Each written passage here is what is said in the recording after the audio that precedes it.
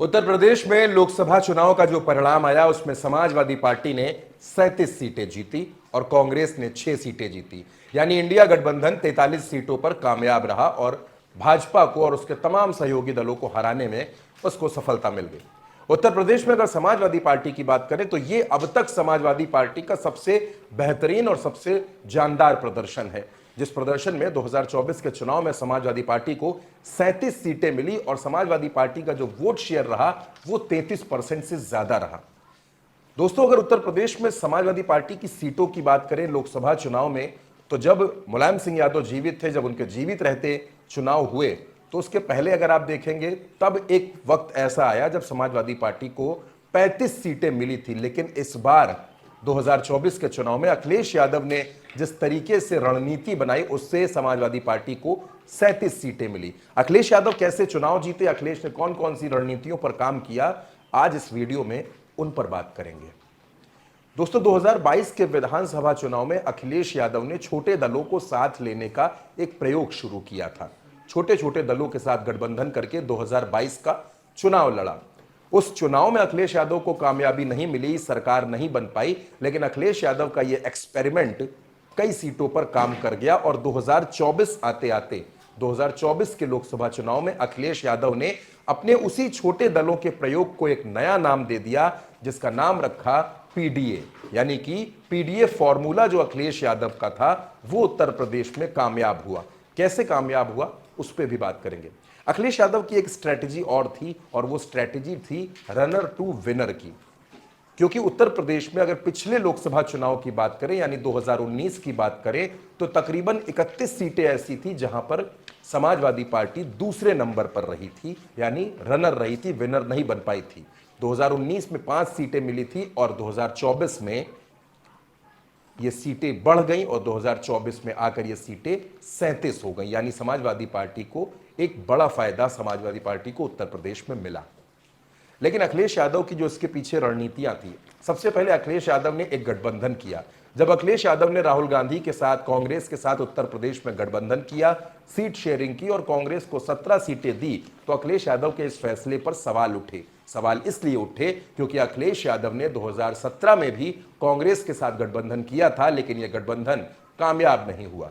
2019 में मायावती के साथ गठबंधन किया, लेकिन वो गठबंधन मायावती को तो फायदा कर गया, अखिलेश यादव को फायदा नहीं कर पाया।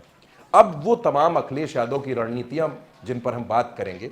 सबसे पहले अखिलेश यादव की अगर आप राजनीति को देखें पिछले 2 वर्षों में, 2022 में हारने के बाद अखिलेश यादव ने अपना एक मूव किया दलित वोटर्स पर, और दलित वोटर्स को समाजवादी पार्टी के साथ जोड़ने के लिए अखिलेश यादव ने तमाम दलित नेताओं को मजबूत जिम्मेदारियां देना शुरू किया, जिनमें इंद्रजीत सरोज हैं, जिनमें लालजी वर्मा हैं, जिसमें अवधेश प्रसाद हैं, जिसमें रामअचल राजभर हैं। इन तमाम नेता, और ये ज्यादातर नेता बहुजन समाज पार्टी छोड़कर आए हुए नेता थे।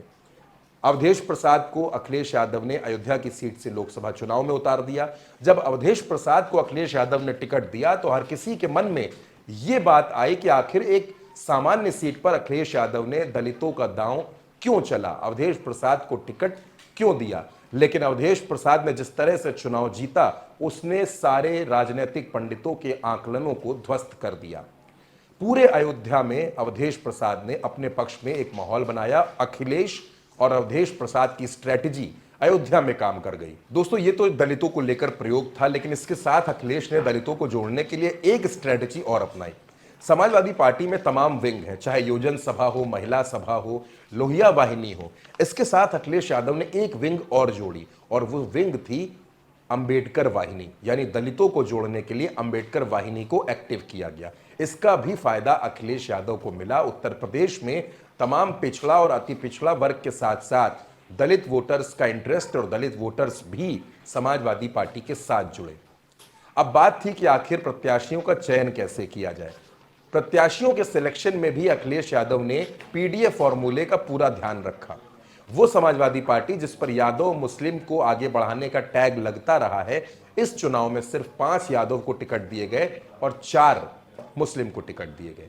जिन 5 यादवों को टिकट दिया वो सभी परिवार के थे, डिंपल यादव, धर्मेंद्र यादव, आदित्य यादव, अक्षय यादव और खुद अखिलेश यादव, और 5 ही सीटें समाजवादी पार्टी ने जीत ली। अखिलेश यादव ने एक स्ट्रेटजी पर काम और किया और वो स्ट्रेटजी थी लोकसभा क्षेत्रों में शिविर लगाने की। यानी कि तमाम नेताओं को एक छत के नीचे लाकर 2 से 3 दिन तक मंथन हुआ।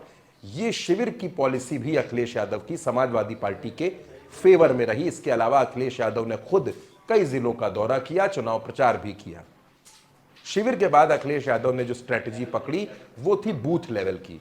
बूथ लेवल पर समाजवादी पार्टी ने इस बार जितना काम किया, इतना काम शायद पहले किसी चुनाव में नहीं किया गया।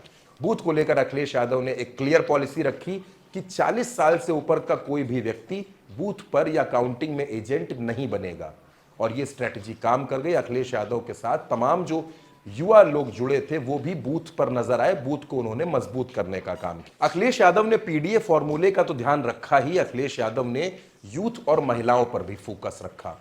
कौशाम्बी में 25 साल के पुष्पेंद्र सरोज, कैराना में 27 साल की इकरा हसन और मछली शहर में 26 साल की प्रिया सरोज, इन तमाम युवा चेहरों को टिकट देकर अखिलेश यादव ने यूथ को अपने साथ जोड़ने के प्लान पर भी काम किया और ये तीनों चुनाव जीत गए। अखिलेश यादव की ये स्ट्रैटेजी भी काम कर गई।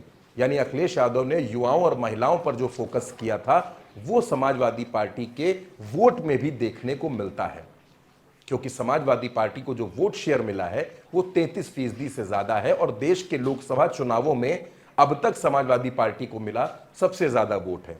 अगर बात देश की करें तो देश में बीजेपी और कांग्रेस के बाद समाजवादी पार्टी सबसे बड़ी पार्टी बनकर उभरी है। 2024 के चुनाव में भारतीय जनता पार्टी और कांग्रेस के बाद समाजवादी पार्टी सबसे ज्यादा सीटें जीतने वाला सियासी दल बन गया है और जाहिर तौर पर अब दिल्ली की राजनीति में भी अखिलेश यादव का कद और अखिलेश यादव का दखल जरूर बढ़ेगा।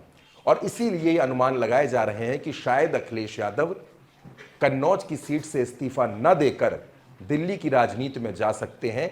हालांकि अभी इस बारे में कोई फैसला समाजवादी पार्टी की तरफ से नहीं लिया गया है, लेकिन अखिलेश यादव ने जिस रणनीति पर काम किया और कांग्रेस को साथ लेना अखिलेश यादव को 6 से 7 सीटों पर फायदा दे गया और वही 6 सीटें कांग्रेस जीत गई, जिससे इंडिया गठबंधन बेहद मजबूत रहा। दोस्तों, ऐसा नहीं कि अखिलेश यादव ने सिर्फ पीडीए के फॉर्मूले पर काम किया, अखिलेश यादव ने सवर्णों को भी साधा। चाहे चंदौली की सीट पर वीरेंद्र सिंह को उतारकर क्षत्रिय समाज को साधा हो, चाहे भदोही की सीट पर टीएमसी के खाते में सीट देकर ललितेश पति को उतारा, जिससे ब्राह्मण वोटर्स को भी उन्होंने अपने पाले में लाने की एक बड़ी कोशिश की और इसका फायदा भी मिला। चंदौली में वीरेंद्र सिंह चुनाव भी जीत गए, वहां महेंद्र नाथ पांडे को हार का सामना करना पड़ा। दोस्तों, अखिलेश यादव ने 2024 के चुनाव में जिस पॉलिसी पर काम किया है, जिस रणनीति पर काम किया है, वो अखिलेश यादव के लिए एक हिटिंग मूवमेंट रहा है, जिसने समाजवादी पार्टी को मजबूत किया है और जिस वजह से ही बीएसपी उत्तर प्रदेश में एक बार फिर जीरो हो गई। बीएसपी का वोट शेयर भी घटकर 9 से 9.5% के आसपास आ गया। यानी अब उत्तर प्रदेश में जो 2027 का विधानसभा चुनाव होगा वो अखिलेश यादव के लिए एक बेहद मजबूत स्थिति वाला बन गया है और उत्तर प्रदेश में जिस पीडीए फॉर्मूले पर अखिलेश यादव काम कर रहे हैं वो पीडीए फॉर्मूला भी अखिलेश यादव के लिए 2027 में एक बड़ा हथियार बन सकता है।